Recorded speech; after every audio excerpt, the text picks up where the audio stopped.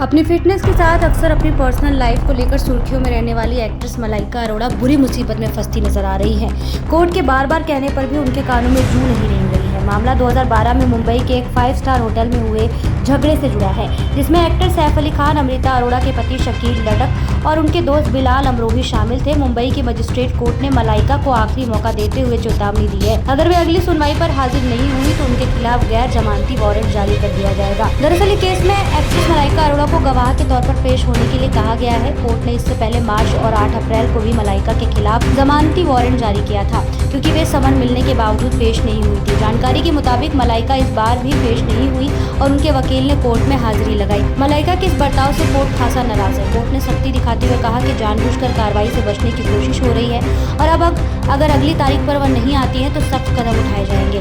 Court ने कहा उन्हें इस केस की जानकारी होने के बावजूद वे पेश नहीं हो रही है। कोर्ट ने साफ साफ शब्दों में कहा अगर वे अगली तारीख पर भी नहीं आई तो उनके खिलाफ गैर जमानती वारंट जारी कर दिया जाएगा।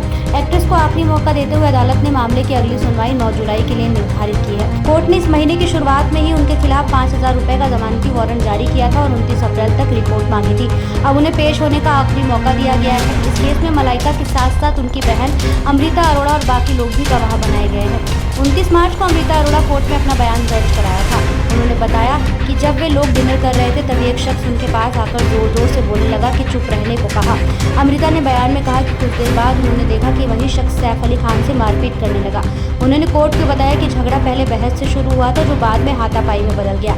सैफ अली खान से जुड़ी यह घटना 22 फरवरी 2012 की है। सैफ अली खान अपनी पत्नी करीना कपूर, करिश्मा कपूर, मलाइका अरोड़ा, अमृता अरोड़ा और कुछ दोस्तों के साथ मुंबई के एक 5 स्टार होटल में डिनर के लिए गए थे। उसी दौरान NRI बिजनेसमैन इकबाल मीर शर्मा ने सैफ और उनके ग्रुप की तेज आवाज और हंगामे पर आपत्ति जताई। आरोप है कि इसके बाद सैफ ने इकबाल मीर शर्मा को धमकी दी और उनकी नाक पर मुक्का मार दिया, जिससे उनकी नाक टूट गई। इकबाल ने यह भी आरोप लगाया कि सैफ और उनके दोस्तों ने उनके ससुर रमन पटेल को भी पीटा।